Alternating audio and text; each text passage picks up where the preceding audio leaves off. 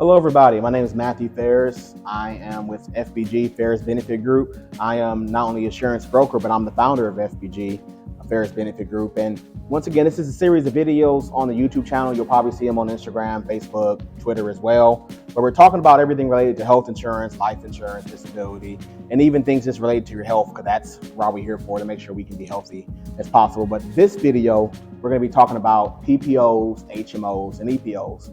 What are they and how do they work? Well, this is something that actually ties back into the last video about health insurance networks and formularies, right? We talked about how you got to make sure things are in network, make things are covered, can't take any chances. And starting off with that, we're going to talk about HMO. So HMO stands for Health Maintenance Organization. It's a limited network. So we talked about making sure that all your doctors, specialists, hospitals, everything covered. This is exactly what you need to do with the HMO, because if they're not in that list, a contracted list of people that are covered, they're not going to pay for it. So if you go to your doctor before checking that he's in your network and he give you a bill without it being covered, you can't be surprised, because that's how it works. And then another thing with HMOs is that you must see your PCP, your primary care provider, first. You can't just go directly to a specialist. So say if you wake up one morning and it's not like a really bad pain in your chest, but you have a little pain in your chest, you look it up on WebMD, you're like, oh my God, I could be having a heart attack. So it's not immediate danger, but you want to get it checked out. You will need to go to your primary doctor first before you go to a cardiologist. That's the way it works. And usually that's kind of the flow people do anyway. They'll go to the primary doctor. Either he'll tell you, oh, you might have some gas and give you an antacid pill, or he's like, I think something might more be going on. And then he'll refer you to a specialist. So that's why it's so important to make sure you have a game plan going into, which we help at Ferris Benefit Group, to make sure all this is lining up before we actually enroll you into a plan. So the next one is EPO. It's Employee Provider Organization. I'm not gonna spend too much time talking about this. The only difference between an EPO and an HMO is that you can go see the specialist without having your referral from the primary care provider. That's pretty much the only thing.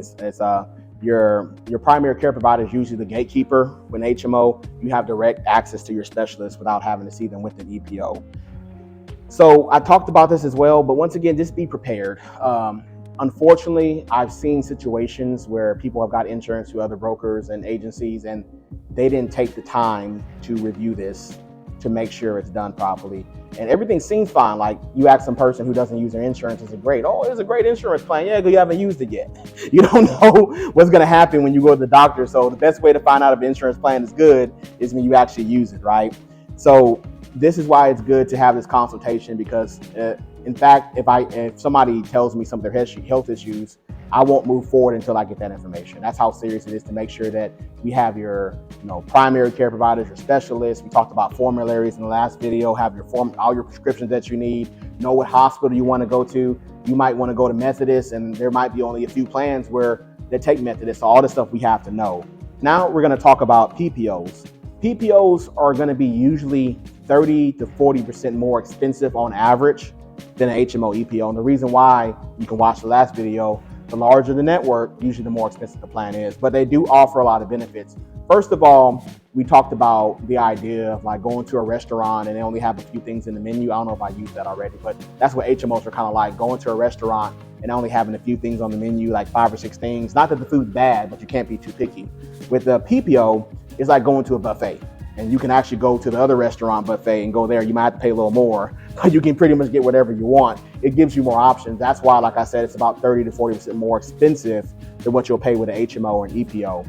But it is a lot of benefits. For example, in Texas with Obamacare, we only have HMOs with Obamacare here in Texas. You can't go to MD Anderson. If you get cancer, you can't go there.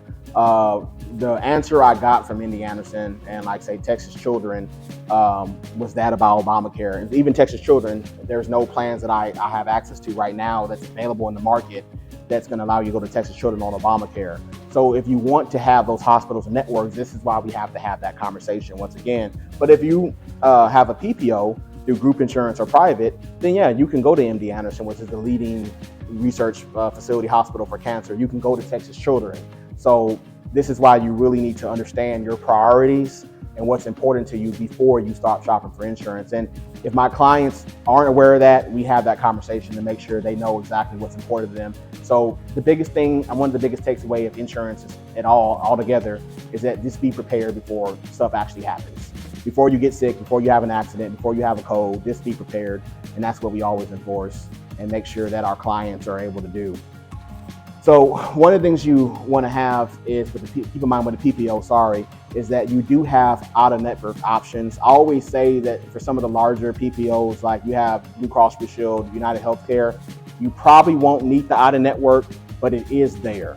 I use example of like, say, you have a buffet and you can go inside the buffet, eat whatever you want, but you can also go to the next buffet across the street, where you'll probably pay a little more money. Yeah, because the out-of-pocket deductibles, co-pays, all that's going to be a little bit higher when you go out, and actually a lot higher when you go out of network, but it's still available. So if you're in the area that doesn't take the PPO network, you still can use the out-of-network option as well.